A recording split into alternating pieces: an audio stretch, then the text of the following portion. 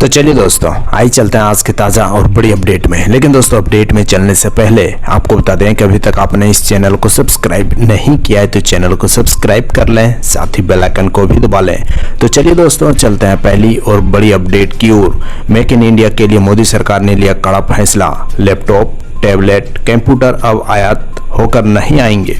जी हाँ दोस्तों, आपको बता दें कि केंद्र सरकार ने एक बड़ा फैसला लेते हुए लैपटॉप और कंप्यूटर के आयात पर बैन लगा दिया है। और ये बैन HSN 8741 कैटेगरी के तहत देश में आने वाले प्रोडक्ट्स पर लगाया गया है। और इसमें अल्ट्रा स्मॉल फार्म ट्रैक्टर वाले कंप्यूटर और सर्वर भी शामिल है। वहीं वाणिज्य और उद्योग मंत्रालय ने इस संबंध में नोटिफिकेशन जारी करते हुए बताया कि प्रतिबंधित किए गए इन सभी सामानों के आयात के लिए वैध लाइसेंस लेना जरूरी होगा।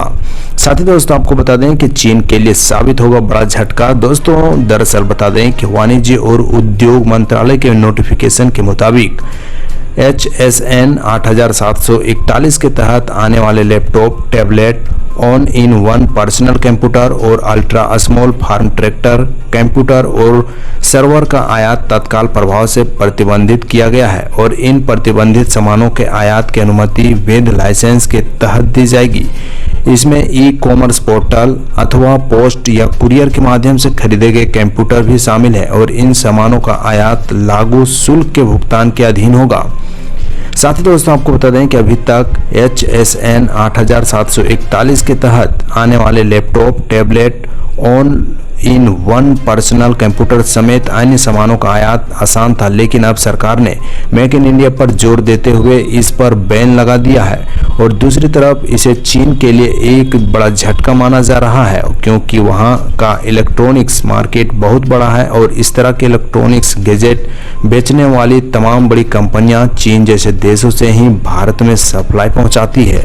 तो चलिए दोस्तों, इसी के साथ चलते हैं अगली और बड़ी अपडेट की ओर। ज्ञानवापी सर्वे पर हाईकोर्ट के फैसले के खिलाफ सुप्रीम कोर्ट पहुंचा मुस्लिम पक्ष, आज होगी सुनवाई।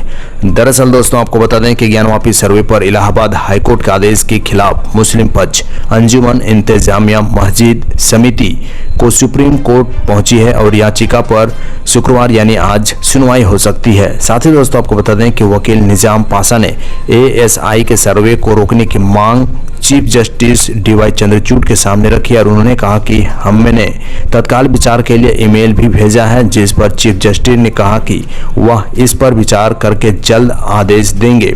वहीं दूसरी तरफ हिंदू पक्ष की तरफ से याचिकाकर्ता राखी सिंह ने इस मामले को लेकर सुप्रीम कोर्ट में केविएट दाखिल किया है। वहीं निचली अदालत की याचिकाकर्ता राखी सिंह ने पक्ष सुने बिना मुस्लिम पक्ष की अपील पर कोई आदेश न देने की मांग की। वहीं दोस्तों, आपको बता दें कि इलाहाबाद हाई कोर्ट ने ज्ञानवापी परिसर के ASI सर्वे को सही ठहराया।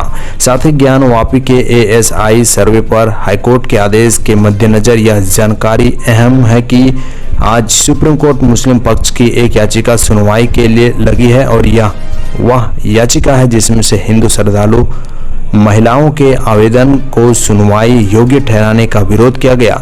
ऐसे में आज हाईकोर्ट के नए आदेश का मसला भी उठ सकता है। साथ ही दोस्तों, आपको बता दें कि इधर हाईकोर्ट ने वाराणसी जिला अदालत के फैसले को बरकरार रखा। और कोर्ट ने कहा कि ASI सर्वे से इमारत को कोई नुकसान नहीं होगा। वहीं न्याय हित में सर्वे कराया गया और हाईकोर्ट के फैसले के बाद सर्वे पर लगी रोक हट गई है।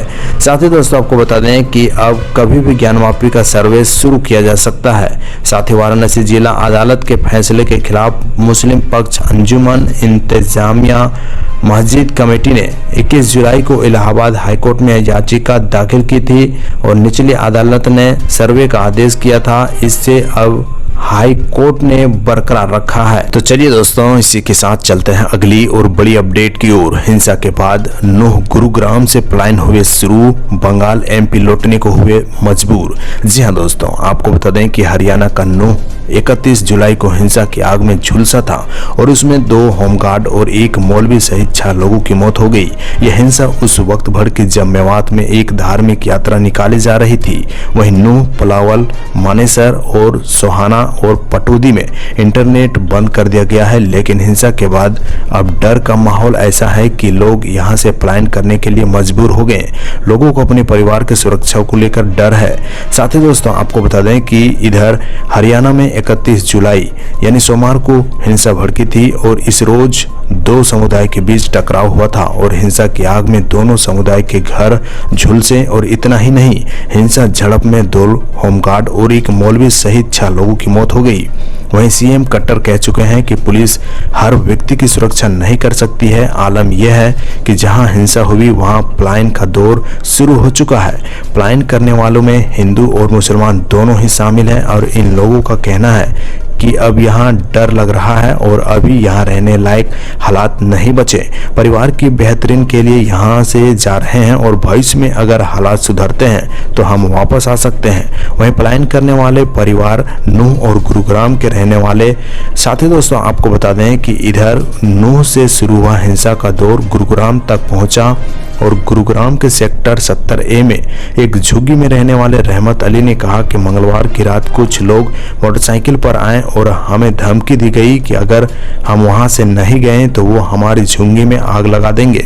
साथ ही पुलिस से ही यहाँ मौजूद है, लेकिन परिवार डरा हुआ है और हम शहर छोड़ रहे हैं। और रहमत अली ऑटो रिक्शा चलाते हैं और हिंसा से डरे हुए रहमत अली अपने घर पश्चिम बंगाल वापस जाने में सोच रहे हैं। उन्होंने कहा कि स्थिति सुधरने पर हम वापस आ सकते हैं। तो चलिए दोस्तों, इसी के साथ चलते हैं अगली और बड़ी अपडेट की ओर। मजबूरी या जरूरत, भारत के साथ बातचीत के टेबल पर आने को क्यों बेचैन है पाकिस्तान?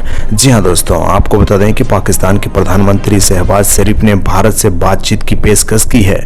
वहीं शरीफ ने कहा कि पाकिस्तान गंभीर मुद्दों पर बात करने के लिए तैयार है। ऐसे में जानते हैं कि पाकिस्तान आखिर भारत से बातचीत करने के लिए इतना बेचैन क्यों है और क्या भारत उस पर भरोसा कर सकता है? दोस्तों आपको बता दें कि इधर कहते हैं ना, जब कंगाली दरवाजे से अंदर आती है तो सारी अकड़ खिड़की के रास्ते बाहर निकल जाती है। कुछ ऐसा ही पाकिस्तान के साथ हो रहा।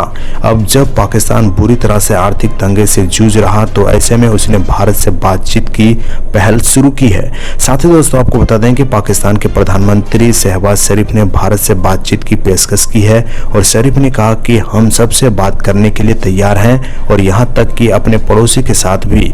वहीं बशर्ते पड़ोसी मेज पर गंभीर मुद्दों पर बात करने के लिए गंभीर हो, क्योंकि जंग अब कोई समाधान नहीं। वहीं प्रधानमंत्री शरीफ ने यह भी कहा कि जब तक अनसुलझे मुद्दों का समाधान नहीं किया जाता तब तक हम दोनों सामान्य पड़ोसी नहीं बन सकते। साथ ही दोस्तों आपको बता दें कि शहबाज शरीफ का यह बयान ऐसे समय आया जब पाकिस्तान लगभग 1.5 साल से राजनीतिक और आर्थिक संकट में फंसा हुआ है।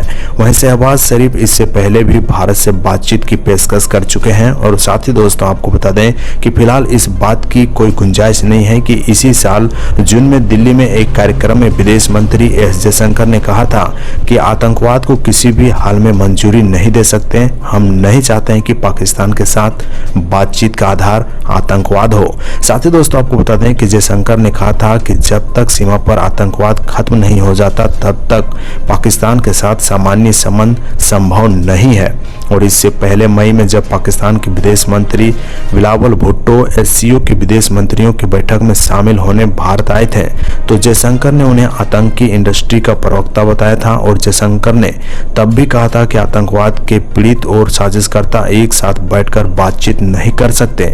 इतना ही नहीं, फरवरी में जब पाकिस्तान को आर्थिक संकट से उभारने में भारत की ओर से मदद किए जाने के सवाल पर जयशंकर ने कहा था कि मैं जानता हूं कि मेरे लिए लोग इस बारे में क्या महसूस करते हैं और मुझे लगता है कि आप इसका जवाब जानते हैं। तो चलिए दोस्तों, आइए चलते हैं आज के ताज़ा और बड़ी अपडेट में। लेकिन दोस्तों अपडेट में चलने से पहले आपको बता दें कि अभी तक आपने इस चैनल को सब्सक्राइब नहीं किया है तो चैनल को सब्सक्राइब कर लें, साथ ही बेल आइकन को भी दबा लें। तो चलिए दोस्तों चलते हैं पहली और बड़ी अपडेट की ओर। 1 लाख की सैलरी, फिल्म का ऑफर और यूट्यूब से कमाई, सचिन सीमा की तो लग गई लॉटरी। जी हाँ दोस्तों, आपको बता दें कि सीमा हैदर और सचिन मीना की लव स्टोरी भारत से लेकर पाकिस्तान तक में खूब सुर्खियां बटोर रही है। इस बीच दोनों को 3 गुड न्यूज मिली है और एक गुजराती कारोबारी ने दोनों को 50-50 हजार रुपये प्रति माह नौकरी का ऑफर दिया। एक मूवी डायरेक्टर ने भी उन्हें फिल्म में काम करने का ऑफर दिया, तो वहीं दोनों के यूट्यूब चैनल में भी सब्सक्राइबर लगातार बढ़ते जा रहे हैं। साथ ही दोस्तों आपको बता दें कि सीमा हैदर और सचिन मीना आज की तारीख में शायद ही कोई ऐसा हो जो इन दोनों के नाम से वाकिफ नहीं है। दोनों ही लव स्टोरी इन दिनों हर किसी के जुबान पर है और दोनों के इंटरव्यू लिए जा रहे हैं। वहीं न्यूज चैनलों से लेकर सोशल मीडिया हर जगह सचिन सीमा की प्रेम कहानी सुर्खियां बटोर रही है। इसी बीच अब दोनों के पास एक साथ तीन गुड न्यूज सामने आ गई है। पहली गुड न्यूज है कि उन्हें गुजरात के एक कारोबारी ने नौकरी का ऑफर दिया, तो वहीं कारोबारी की तरफ से कहा गया कि दोनों को 50-50 हज़ार रुपये महीने की सैलरी पर नौकरी दी जाएगी। दरअसल जैसे ही यह खबर सामने आई कि सीमा सचिन का परिवार